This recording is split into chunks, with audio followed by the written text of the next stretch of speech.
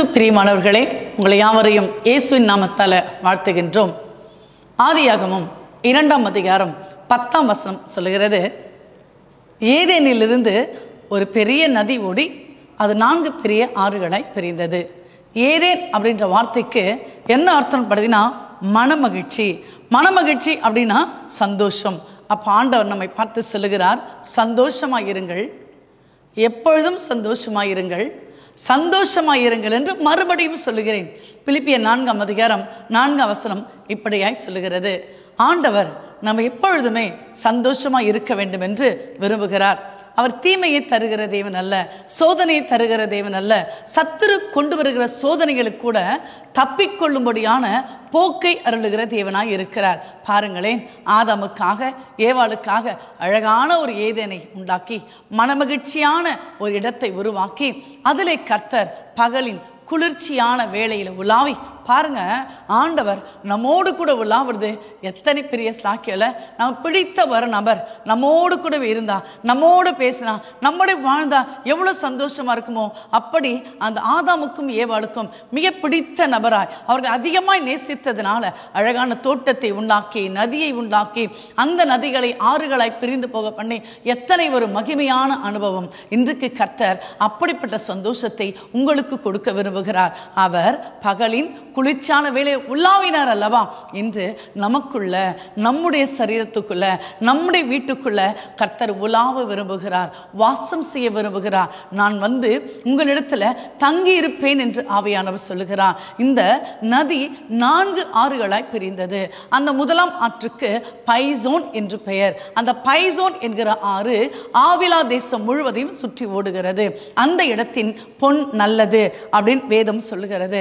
அப்ப இந்த பைசோன் அப்படின்ற வார்த்தைக்கு என்ன அர்த்தம்னா ஃப்ரீ ஃப்ளோயிங், தங்கு தடையின்றி. ஆறு பார்த்தீங்கன்னா அதுக்கு எவ்வளோ டிஸ்டர்பன்ஸ், எதிர்க்க கரடு முரடா வந்தால் கூட அது என்ன பண்ணும், அந்த ஆறு என்ன செய்யும், அந்த தங்கு தடைகளை எல்லாம் உடைத்து, தடைகளை உடைத்து அது தனக்கென்று ஒரு வழியை கண்டுபிடித்து ஓடிவிடும். ஸோ பைசோன் நம்மளோட வாழ்க்கையில் பிரச்சனைகள் வரலாம், போராட்டங்கள் வரலாம், தடைகள் வரலாம், பிற நம்ம புரிந்து கொள்ளாமல் போகலாம், பொறாமை கொள்ளலாம், எரிச்சல் கொள்ளலாம். ஐயோ அவங்களால தான் நான் இப்படி இருக்கேன், அவரால் தான் முன்னேற முடியல அப்படிலாம் நீங்கள் சொல்லலாம். ஆனால் இந்த பைசோன் பார்த்தீங்கன்னா ஃப்ரீ ஃப்ளோயிங். எத்தனை தடை வந்தாலும், எத்தனை டிஸ்டர்பன்ஸ் வந்தாலும் அந்த ஆறு என்ன பண்ணுதான், அழகாய் ஓடுகிறதாம். அந்த ஆறு ஓடுகிற இடங்களில் எல்லாம் பொன் விளைகிறதாம். ஸோ சோதனையை சகிக்கிற மனுஷன் பாக்கியவான் என்று வேதம் சொல்லுகிறது. ஒருவேளை ஏதோ சோதனையோடு கூட இந்த காரியம் எனக்கு ஏன் வந்தது, என் குடும்பத்துக்கு ஏன் வந்தது, என் பிள்ளைக்கு ஏன் வந்தது, எனக்கே இந்த மாதிரிலாம் கர்த்தர் அனுமதிக்கிறார் அப்படின்னு உங்களுடைய உள்ளத்துல கேள்விகள் இருந்தால் ஆண்டவர் சொல்லுகிறார், நீ தண்ணீரை கடக்கும் பொழுது நான் உன்னோடு கூட இருப்பேன், நீ ஆறுகளை கடக்கும் பொழுது அது உன்மேல் புரளுவது இல்லை, நீ அக்கினி நடக்கும் பொழுது வேகாதிருப்பாய், அக்கினி சுவாலையானது உன் பேரிலே பற்றாது. பைசோன், ஃப்ரீ ஃப்ளோயிங். எந்த பிரச்சனை வந்தாலும், எந்த போராட்டம் வந்தாலும், எந்த எதிர்ப்பு வந்தாலும் நான் ஆராதிக்கக்கூடிய கர்த்தர் என்னோடு கூட இருக்கிறார் என்ற அந்த விசுவாசத்துக்குள் நீங்கள் கடந்து வாருங்கள். இந்த பைசோனை போல எந்த தடை வந்தாலும் ஆவியானவர் உங்கள் வலது கரத்தை பிடித்து உங்களை பார்த்து, பயப்படாதே, நான் உன்னோடு இருக்கிறேன், நான் உனக்கு துணை நிற்கிறேன் என்று உங்களை வழிநடத்த வல்லமையுள்ள தேவனாக இருக்கிறார். இரண்டாவது பார்த்தீங்கன்னா அந்த இடத்துல இன்னொரு நதி போகிறது. 2ஆம் ஆற்றுக்கு கீகோன் என்று பெயர். கீகோன் என்ற அந்த பெயருக்கு மகிழ்ச்சியால் பொங்குவது. நம்ம சண்டே கிளாஸ் சொல்லி தருவோம்ல, என்னுள்ளம் தேவன் பால் பொங்கி வழியுதே. அதை ஃபைனலாக சொல்லுவோம், என் உள்ளம் பொங்கி பொங்கி பொங்கி பொங்கி பொங்கி வழியுதே. அப்போ அப்படி ஒரு கண்டினியூஸ் சந்தோஷம், ஒரு கண்டினியூஸ் பிளஸ்ஸிங், மிகுந்த மகிழ்ச்சி. ஆண்டவர் சொல்றாரே, உலகம் தரப்படாத எனது சமாதானம், உலகம் தரப்படாத எனது சந்தோஷம். ஆண்டவரோட சந்தோஷம் மட்டும் நம்ம உள்ளத்துல வந்துட்டா நம்ம உள்ள எப்படி இருக்குமா, மகிழ்ச்சியால பொங்கும். சொல்லுவாங்க, மலைகளே நீங்கள் துள்ளுகிறதற்கு அந்த துள்ளல் நமக்குள்ள வரும், அந்த சந்தோஷம் நமக்குள்ள இருக்கும். இதை தான் சொல்றாங்க, அது கீகோன் என்கிற ஒரு ஆறு இருந்தது. சிலர் பார்த்தீங்கன்னா சில துக்கம் வரும்போது தண்ணீர் பொங்கி வரும், சிலர் நமக்கு ஏதாவது ஒரு விஷயம் பண்ணும்போது கோபம் பொங்கி பொங்கி வரும், நமக்கு பிடிக்காத சில காரியம் செல்லும்போது எரிச்சல் பொங்கி பொங்கி வரும். ஆனால் இங்கே ஆண்டவர் சொல்லாரு, என்னுடைய சந்தோஷம் உங்களுக்குள்ள பொங்கி வரும். ஏசாயா 61ஆம் அதிகாரம் 3ஆம் வசனம் சொல்லுகிறது, உங்கள் சாம்பலுக்கு பதிலாக நான் உங்களுக்கு சிங்காரத்தை தருவேன். ஒருவேளை நான் சொன்னது போல கண்ணீரோ கஷ்டமோ துன்பமோ எதனாலோ உங்களுடைய இருதயம் வேதனையா இருந்தால், எதையோ எழுந்திருக்கிறீங்களா, யாரோ ஏமாத்திட்டாங்களா, ஐயோ என் மகள் இப்படி செய்து விட்டாளே, என் மகன் இப்படி செய்து விட்டானே, எனக்கு அருமையானங்க இப்படி செய்து விட்டாங்களே, நான் நேசிக்கிற ஒரு நபர் என்னை ஏமாற்றி விட்டார்களே, இப்படி உங்களோட உள்ளத்துல துக்கமோ கவலையோ இருந்தா ஆவியானவர் சொல்கிறார் பாருங்க, அந்த நதியானது எத்தியோப்பிய தேசம் முழுவதையும் சுற்றி ஓடுகிறது. சங்கீதக்காரன் சொல்லுவார், ஒரு நதி உண்டு, அது நீர்க்கால்கள் தேவனுடைய நகரத்தையும் உன்னதமான ஒரு வாசம் செய்யும் பரிசுத்த ஸ்தலத்தையும் சந்தோஷிப்பிக்கும். அன்றைக்கு கர்த்தர் உங்க இருதயத்துல ஒரு சந்தோஷத்தை தருகிறார். துயரத்துக்கு பதிலாக அவர் என்ன பண்ண போறார்? சந்தோஷத்தை தரப்போகிறார். சாம்பலுக்கு பதிலாக சிங்காரத்தை தரப்போகிறார். அப்பா, இப்பொழுது என்னுடைய இதயத்தை நீங்க கீகோனா மாற்றுங்க ஆண்டவரே. அந்த கீகோன் நதி செல்லுகிற இடங்களில் எல்லாம் எப்படி சந்தோஷம் பொங்கி வழிந்ததோ ஆவியானவரே, நிறைவானது வரும் பொழுது குறைவானது ஒழிந்து போகும் சொல்லுங்க ஆண்டவரே. குறைவான என்னுடைய பலவீனம், குறைவான என்னுடைய கண்ணீர், குறைவான என்னுடைய துக்கம் எல்லாவற்றையும் மாற்றி ஆண்டவரே, நிறைவான உம்முடைய சந்தோஷத்தை, நிறைவான உம்முடைய மகிமையை, நிறைவான உம்முடைய கிருபையை நீங்க தாங்கன்னு கேளுங்களேன். ஒருவேளை இன்றைக்கு எத்தனை பேர் துக்கமுகமாக இருப்பீங்களே தெரியாது. எத்தனை பேர் ஏதோ கிடைக்கவில்லையே, ஏமாற்றப்பட்டு விட்டேனே, வஞ்சிக்கப்பட்டு விட்டேனே, அடுத்த மாதத்துக்கு என்ன செய்வது, இந்த பிரச்சனைக்கு என்ன செய்வது என்று ஏதோ எதையோ நினைத்து நீங்கள் வேதனைப்பட்டு கொண்டிருந்தால் ஆவியானவர் சொல்லுகிறார், அவரோட நதியானது எத்தியோப்பிய தேசம் முழுவதையும் சுற்றி ஓடுகிறது. கர்த்தர் உங்களையும் உங்கள் முழு குடும்பத்தையும் ஆசீர்வதிக்க மாத்திரமல்ல, பாதுகாக்கவும் வல்லமையுள்ள தேவனாய் இருக்கிறார். வல்லமையானவர் மகிமையானவர்களை எனக்கு செய்தார் என்று விசுவாசமா சொல்லுங்க. எந்த ஒரு காரியம் உங்களுக்கு பெரிதாய் காணப்படுகிறதோ அது கர்த்தருக்கு லேசான காரியம், அது ஒரு சிறிய காரியம். ஆண்டவரே, இன்று எனக்கு முன்பாய் சவாலாய் ஏதோ இருக்கிறதே, இந்த சவாலை ஆண்டவரே வெல்வதற்கான பலனை தாங்கன்னு கேளுங்க. பைபிள் சொல்லுகிறது, பலனுள்ளவனுக்காகிலும் பலனற்றவனுக்காகிலும் உதவிகள் செய்வது கர்த்தருக்கு லேசான காரியம், லேசான காரியம். நீ கேளுங்க, அப்பா இப்பொழுதே என் கூடாரத்தில் வாங்க ஆண்டவரே, என்னோடு கூட வாங்க ஆண்டவரே. இந்த ஒரு காரியம் எனக்கு கடினமாய் இருக்கிறது ஆண்டவரே, இதை மேற்கொள்ள முடியவில்லை ஆண்டவரே, என் பலவீனத்தை மேற்கொள்ள முடியவில்லை ஆண்டவரே, என் சுகவீனத்தை மேற்கொள்ள முடியவில்லை ஆண்டவரே, என் பிரச்சனையை மேற்கொள்ள முடியவில்லை ஆண்டவரே, நீரே வாருங்கப்பா, நீங்க வாங்கப்பா. வேதம் சொல்லுகிறது, ஒருக்கும் அக்கினி எரியுமா போல, அக்கினி தண்ணீரை பொங்க பண்ணுமா போல தேவரின் வானத்தை கிழித்திறங்கும். இன்றைக்கு உங்கள் குடும்பத்துக்காக, உங்கள் பிரச்சனைகளுக்காக தேவாதி தேவன் வானத்தை கிழித்திறங்குவதற்கு வல்லமையுள்ள தேவனாய் இருக்கிறார். அடுத்து பார்த்தீங்கன்னா மூன்றாவது ஒரு நதி செல்லுகிறது. அந்த நதிக்கு இதக்கல் என்று பெயர் அப்படின்னு சொல்றாங்க. தானியேல் தீர்க்க தரிசன புத்தகம் 10ஆம் அதிகாரம் 4ஆம் வசனத்தில் சொல்றாங்க, இதக்கல் என்ற அந்த ஆற்றங்கரையில ஒரு தேவதூதன் நின்று கொண்டிருந்தார் அப்படின்னு வேதம் சொல்லுகிறது. இந்த இதக்கல் என்ற வார்த்தைக்கு வேகம் அப்படின்னு அர்த்தம். ராபிட், ரொம்ப வேகமா, சாதாரண வேகத்தோட கண்டினியூஸா போற ராபிட், ரொம்ப வேகம் அப்படின்னு சொல்றாங்க. இது கடைசி நாட்கள். ஆண்டவர் சொல்றாரு, மாம்சமான யாவர் மேலும் நாவை ஊற்றுவேன். அங்க திருச்சபைகள், எழுப்புதல்கள், ரிவைவல் மீட்டிங்ஸ், சின்ன குட்டி குழந்தைங்க பாடுறாங்க, பெரியவங்க பாடுறாங்க, எல்லாம் கர்த்தரை ஆராதிக்கிறாங்க, துதிக்கிறாங்க, பாடல்களை எழுதுறாங்க, இசை கருவிகளை வாசிக்கிறாங்க. அங்கே கர்த்தரோட வார்த்தை பிரசங்கிக்கப்படுகிறது. இன்றைக்கு வாழ்ந்துகிற சூழ்நிலை ஒரு ராபிட் சூழ்நிலை, வேகமாய் ஓடுகிற இதக்கல் என்கிற அந்த சூழலில், அந்த இடத்துல நாம் வந்து நின்று கொண்டு இருக்கிறோம். நாம கர்த்தருக்காக என்ன செய்யறங்க, நம்ம குடும்பம் என்ன செய்கிறது, நம்ம பிள்ளை என்ன செய்யறாங்க. ஆண்டவரே, உமக்காக எதையாவது செய்வதற்கு நான் அர்ப்பணிக்கிறேன்ப்பா. எப்பொழுதும் ஆண்டவரே, நீங்க ஆண்டவரை எனக்காக எல்லாவற்றையும் செய்வீங்களே, இன்றைக்கு ஆண்டவரை உமக்காக எதையாவது செய்வதற்கு நான் என்னை அர்ப்பணிக்கிறேன் ஆண்டவரை, என் குடும்பத்தை அர்ப்பணிக்கிறேன் ஆண்டவரை. ஆமா, கர்த்தருக்காக எதையாவது செய்யணும் அப்படின்னு நினைங்களேன். ஆபிரகாம் பாருங்க, தன் குமாரனை பாவனையாய் பலியிடுவது போல கொண்டு சென்றாராம். பலியிடும்படி கட்டைகளை வைக்கிறாராம், கத்தியை எடுக்கிறாராம், ஈசாக்கை அந்த பலிப்படத்தை படுக்க வைக்க போறாராம். அப்பதான் ஆபிரகாமே, பிள்ளையாண்டான் மேல் கைகளை போடாதே. இது பாருங்களேன், ஆண்டவர் ரொம்ப நல்ல பெரிய ஐஸ்வர்ய சம்பன்னருங்க. நம்ம ஆராதிக்கிற தேவன் அவர் ஏழை கிடையாதுங்க. நம்ம ஏதோ காணி போட்டு அவர் ஐஸ்வர்ய சம்பன்னா மாறணும் அப்படி கிடையாதுங்க. அவர் பெரிய ஐஸ்வர்ய சம்பனர். அந்த சராசரங்களை உண்டாக்கினவர், உருவாக்கினவர். பூமியும் அது நிறைவும் உலகமும் அதுல கர்த்தருடையதுங்க.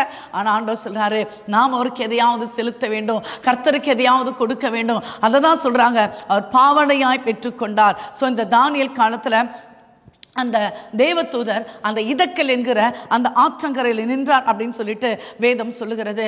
அப்போ வேகமாய் ஓடிக்கொண்டிருக்கிற நாட்கள், வேகமாய் ஓடிக்கொண்டிருக்கிற காலங்கள், நம்முடைய காலங்கள் நம்முடைய கரத்தில் இல்லைங்க, கர்த்தரோட கரத்தில் இருக்கிறது. இந்த குறிப்பிட்ட காலங்களில், குறிப்பிட்ட நாட்களில் அப்பா உமக்காக என் குடும்பத்தை அர்ப்பணிக்கிறேன், என்னை அர்ப்பணிக்கிறேன், என் வாழ்வை அர்ப்பணிக்கிறேன். ஒருவேளை ஆண்டவரே இத்தனை வருடங்கள் யாருக்கோ ஆண்டவரே, உலகத்துக்காக ஆண்டவரே, உமக்காக சரியா எதுவுமே பண்ணலையே, ஆனால் இன்றைக்கு ஆண்டவரே என் முழு குடும்பத்தை அர்ப்பணிக்கிறேன் என்று சொல்லி பாருங்க.